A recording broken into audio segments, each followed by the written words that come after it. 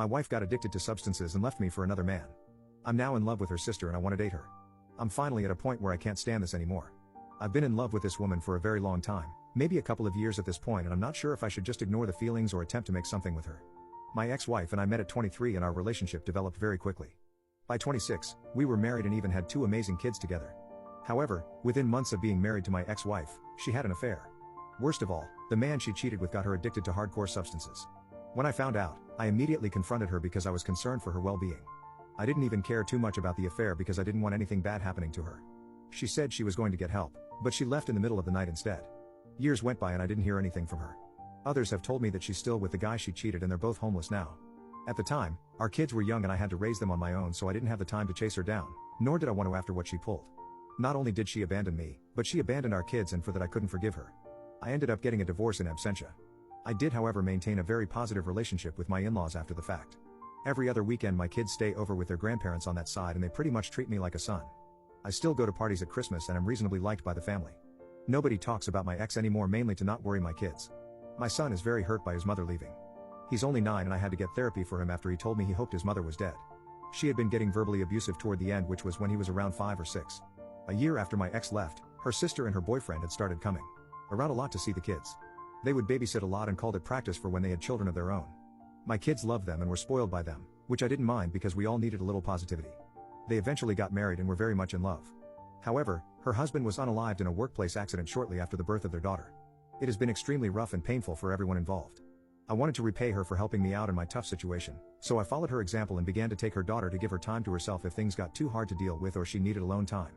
She's been in grief counseling for a few years, but she still wears her ring and has told me she can't ever imagine dating again. I talk to her about him frequently because I could tell she needed someone to talk to. She's gotten to a better place, but she's still in love with him. I can't imagine that sort of pain. Over the last 2 years we've been a more constant figure in each other's lives. My kids love their aunt and I have her over for dinner a couple times a week. I've moved on from my ex by this, but the idea of dating someone possibly dangerous as their mother has kept me out of the dating scene. I don't know when it happened, but slowly I began to get soft on my sister-in-law. She's a great mom for what she's had happen to her. She's one of the sweetest people I know and her sense of humor always leaves me laughing and happy. Then I started realizing that I'm physically attracted to her. I've always felt kind of guilty about it because her late husband was a good friend, and since she's obviously still grieving, so I've kept it to myself. We've been together a bit more lately and I see her more than I see most people. Nothing romantic has ever been discussed and I try not to flirt, but last week it was very late and after the kids went to bed I made us a few drinks, not enough to get intoxicated, but she decided she'd rather spend the night, so I took my couch. I woke up to breakfast this morning and the 4 of us felt like the sort of family I've always wanted. She even kissed my forehead, which is not something she normally does. I still didn't say anything, but after she left I found my son quietly playing with his toys in his room. He looked upset, so I asked him if he was alright. He tells me point blank in the way only a kid can that he wishes sister-in-law was his mother. I sat down with him and asked him why he thought that way, and he gave a whole bunch of reasons for her being nice to him, that she never yells about anything. He likes seeing her with his grandparents and she draws pictures with him, which I didn't know they did. By the end of it my heart is already melting for this woman, even more wound up. When visiting, dropping them off with their grandparents, I tried to breach the subject with her folks to kind of feel around how people would see. I made a joke about her and I acting like a married couple sometimes, and they didn't laugh and were kind of standoffish, friendly, but either they know something or they disapprove. It's getting too hard for me to ignore or pretend it's not getting to me. I'm in love with her. Either I've got to do it and find some way not to think of her, or I have to find some sort of way to navigate through this situation and tell her everything. My wife got addicted to substances and left me. I'm now in love with her sister and I want to date her. Our children were gone to their grandparents' house Sunday night and I realized that we would both have a free night. Normally I'd just game or hit the gym an extra night, but I figured it would be the perfect opportunity to confess to her without the kids being around. So I sent her a text saying, "Hey, kids are out this Sunday, I was thinking you might want to get dinner." It was a fairly upscale place that reopened 2 months or so ago for outdoor dining. I never ask her out to dinner and we're almost never alone together, or without a child in the other room, so I was insanely nervous. She says she'd love to, and so my panic starts setting in because now I have to actually act on my feelings. I ask her if she'd prefer meeting at my place and taking one car or meeting at the restaurant. She says she'll come by my place first. I'm a bit more cleaned up than normal, dressed up but not overly dressed. She shows up and my god, she's in a very nice evening dress, makeup, not something she normally wears, really looking stunning. I must have been slack-jawed for a second. I had to be because she just looked so gorgeous. I swear I fell in love with her all over again in that moment. We made a little small talk complimenting how we looked, but I still don't have my nerve yet and she isn't pushing the issue. Dinner was really wonderful and I had a great time with her.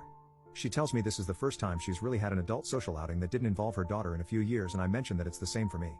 We're laughing, joking, talking, a little casual touching here and there. I can't seem to find my nerve though because I was afraid of ruining this moment, so I just submitted to having fun. But as we're leaving my mind snaps and I'm just like, F it. When we stand to go back to the car, I give her my arm and we walk back to the car. There was no awkwardness between us and we didn't even mention what's happening, which I honestly think was for the best at the time. I opened her door for her and I planned on driving her back to her car. As I open the door she stops me. She looked sort of nervous, she just outright told me to stop and that she wanted to kiss me. There was no alcohol at dinner so this is all her. I pull her in and we kiss. I can barely describe how wonderful it felt to finally touch her.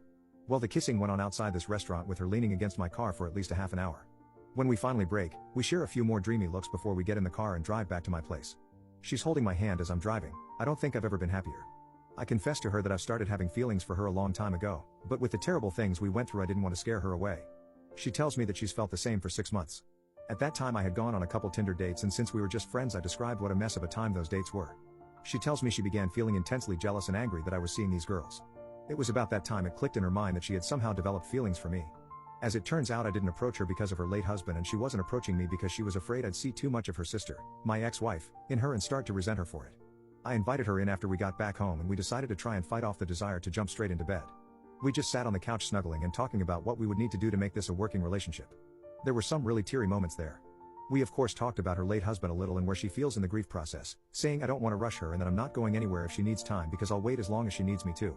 She says that she feels like she's in a place where she could love again, that she's long past feeling guilty for having feelings for me, and it was something she struggled with. She then brought up her sister and asked me a couple of questions. What would we do if my ex ever decided to show her face around here again or try to get back into my kid's life? What if she comes back reformed and apologetic, would I take her back? I told sister-in-law that's a hard no, that I've forgiven her for cheating on me, but I will never forgive her for what she did to my son. He was quite a sunshiny and happy boy before his mother started cheating, using, and lashing out at him. He's doing better now, but for a long while his behavior and negativity for somebody so young troubled me. Sister-in-law was concerned how he might react to her as unlike our respective daughters he is old enough to understand everything. I told her not to tell him as it might embarrass him, but not too long ago he told me he wished his aunt was his mom instead. We said we were going to take it slow and not go too fast with things, but the kissing started again. Since we were in private this time we gave up the fight to stay out of the bedroom. I have had fantasies throughout the duration of my feelings for her, and getting to pet her face in the morning was one I finally got to live out. Moving forward, we are going to establish date nights and work on building on our already strong foundation. When we inevitably tell our folks we're a couple we're going to do it together.